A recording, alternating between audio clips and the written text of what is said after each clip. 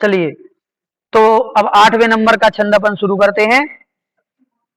इस 8वें नंबर के छंद में आकाश द्रव्य, काल द्रव्य और आश्रव तत्व, इनका स्वरूप बताया गया है।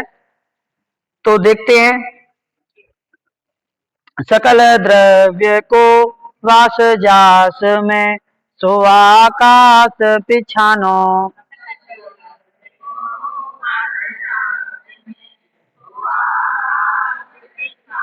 नियत वर्तना निज दिन सो व्यवहार काल परिमानो।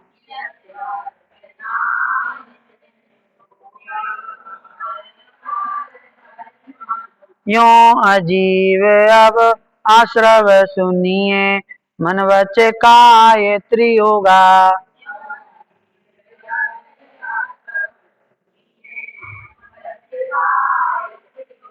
मिथ्या अविरत अरु कषाय पर माद सहित उपयोगा।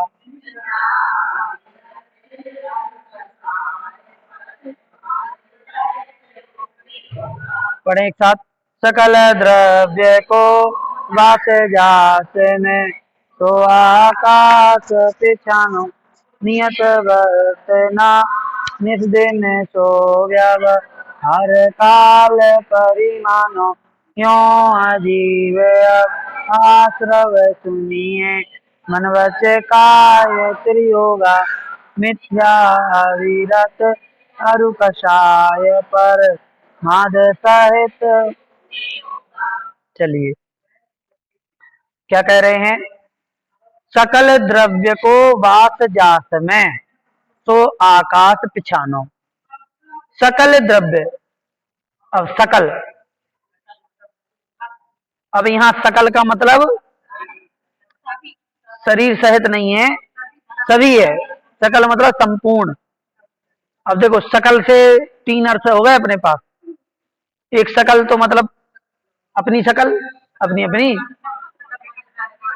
ठीक है। और एक सकल मतलब शरीर सहित। सकल मतलब अनंत परमेष्टि नहीं है, सकल मतलब शरीर सहित।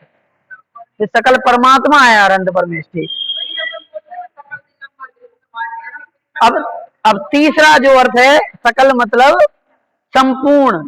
तो ये सकल, जो सकल दिगंबर जन समाज, वहां सकल मतलब सभी, समस्त, संपूर्ण।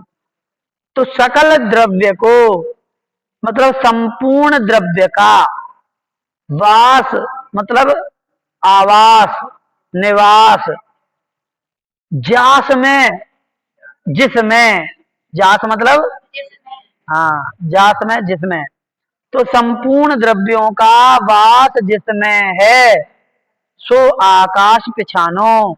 उसको आकाश पहचानना चाहिए। पिछानो मतलब पहचानो, पहचानो मतलब जानो, ठीक है। तो सो आकाश पिछानो, जहां पर सभी द्रव्यों का निवास है, उसे आकाश द्रव्य जानना चाहिए। ठीक। तो अपन पहले ही समझ चुके हैं कि सभी द्रव्य आकाश के स्थान में रहते हैं।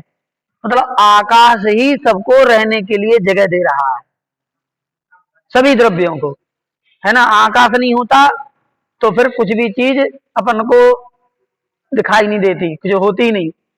आकाश है, सो ये चीज सब दिख रही हैं, है ना। अपन कहते कि जमीन पे जगह नहीं है, आकाश ने जगह दी है। जमीन को भी आकाश ने जगह दी है, पृथ्वी को भी आकाश ने जगह दी है। आकाश जगह नहीं देता तो फिर पृथ्वी नहीं होती, और पृथ्वी नहीं होता तो अपना मकान नहीं बनता, है कि नहीं? है क्या? अपन आकाश में नहीं रहते। आकाश ऊपर नहीं होता, आकाश ऊपर नहीं है। अपन सोच रहे नीलो नीलो जो है वही है आकाश। ये जो दिख रहा है ना, ये आकाश है। हाँ, ये आकाश द्रव्य है। आकाश मतलब खाली स्थान, आकाश मतलब खाली स्थान। तो जो भी चीज रखी है वो इस आकाश के खाली स्थान में ही जगह पा रही है। समझ गए कि नहीं? यदि हमने ये एक डिब्बा भी यहां रखा है तो ये किसकी जगह घेर रहा है? आकाश की। ये मकान बना, ये मंदिर बना, तो ये आकाश की जगह घेर के बना है। इसलिए तो सभी द्रव्यों को कौन जगह दे रहा है? आकाश। तो आकाश की परिभाषा हो गई। आकाश भी यहां पर नहीं लिखा है, लेकिन दो प्रकार का होता है। कौन कौन सा होता है? लोकाकाश और अलोकाकाश। तो लोकाकाश कहाँ होता है?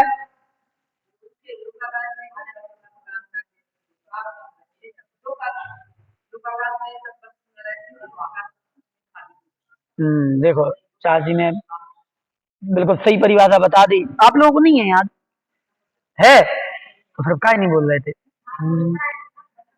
हाँ, क्या है आकाश? लोकाकाश क्या है?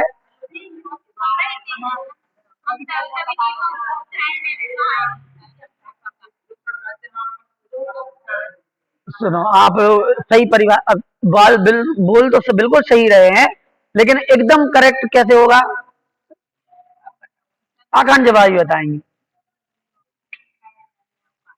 कछु प्रयास करो।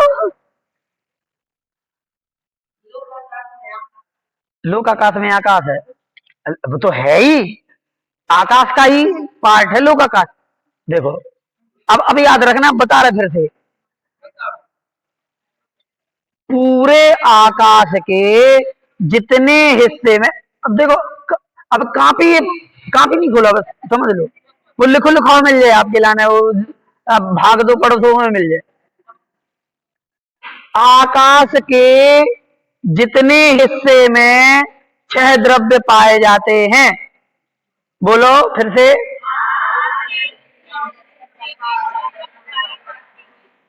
उसे लोकाकाश कहते हैं। आकाश तो अनंत है। आकाश कितना है? अनंत है। जैसे जैसे जैसे जैसे ये हॉल है, इतना बड़ा, इतना बड़ा हॉल है, लेकिन उस हॉल की इतनी सी जगह हमने ऐसी कर दी, ठीक? तो इतनी जगह ये समझ लो लोक हो गया, लोकाकाश हो गया। और बाकी सारा लोक के बाहर जितना बचा वो अलोकाकाश हो गया। तो इसे लोकाकाश क्यों कहेंगे? क्योंकि इतने हिस्से में छह द्रव्य हैं, और जितने में छह द्रव्य हैं उसे लोक कहते हैं। तीन लोक। तीन लोक किसे कहते हैं? जितने हिस्से में छह द्रव्य पाए जाते हैं वो पूरा ढांचा तीन लोक कहलाता है। ऊर्ध्वलोक, मध्यलोक और अधोलोक। और तीन लोक के आकाश को लोकाकाश कहते हैं। लोक के अंदर का आकाश लोकाकाश, और लोक के बाहर का आकाश अलोकाकाश। तो लोकाकाश किसे कहेंगे? जहां पर छह द्रव्य पाए जाते हैं उसे लोकाकाश कहते हैं। अब याद रहेगा? रहेगा। और अलोकाकाश किसे कहेंगे? नहीं, जिसमें छह द्रव्य नहीं पाए जाते, ये नहीं। लोक के बाहर का पूरा अनंत आकाश अलोकाकाश कहलाता है।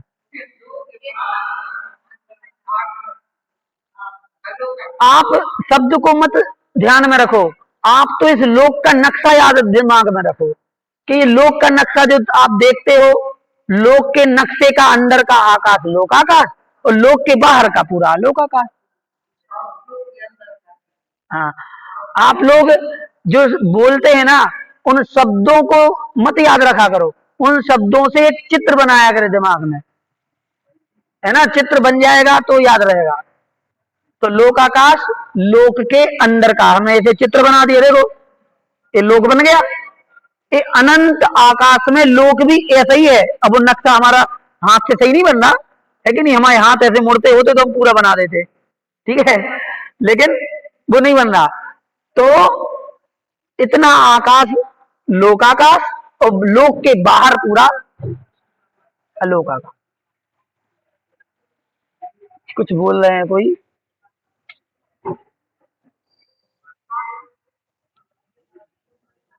हाँ, केवल आकाश ही आकाश है, कोई द्रव्य नहीं। आलोक आकाश में कौन सा द्रव्य है? आलोक आकाश में कौन सा द्रव्य है? कोई द्रव्य नहीं है। भैया आकाश द्रव्य नहीं है क्या? तो आकाश से द्रव्य है, इसके अलावा कोई द्रव्य नहीं है। हाँ, और लोक आकाश में 6 द्रव्य है, और अलोक आकाश में केवल आकाश द्रव्य है। नीचे की लाइन अब आती है काल। नियत वर्तना निस्दिन सो व्यवहार कार परिमाणो। नियत वर्तना काल द्रव्य। काल उसे कहते हैं जो स्वयं परिणमित होता है, बदलता है, और दूसरे जीव और पुद्गलों को, अन्य द्रव्यों को भी परिणमाता है। क्या? काल द्रव्य किसे कहते हैं? जो स्वयं परिणमन होता है, परिणमित कर होता है, और अन्य द्रव्यों को भी परिणमित करता है। जिसके अंदर स्वयं परिणमन होता है और उसके कारण ही दूसरे द्रव्यों में परिणमन होता है, उसे कहते हैं काल द्रव्य।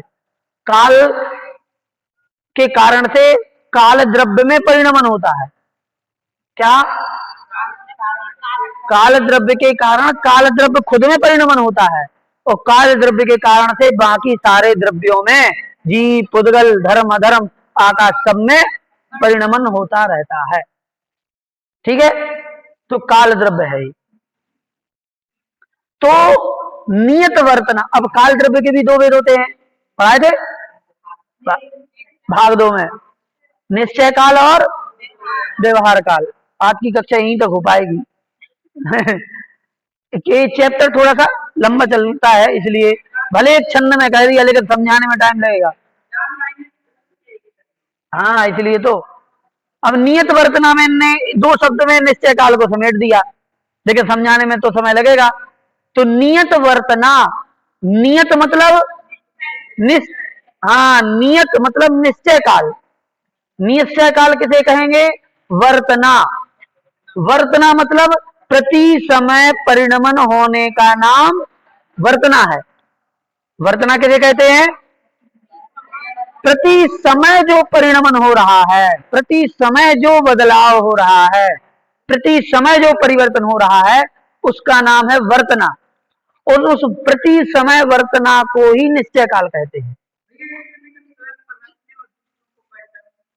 उसे काल कहते, वही तो हमने बताया कि काल द्रव्य स्वयं पलटता है और बाकी द्रव्यों को भी पलटाता है, ये काल द्रव्य है।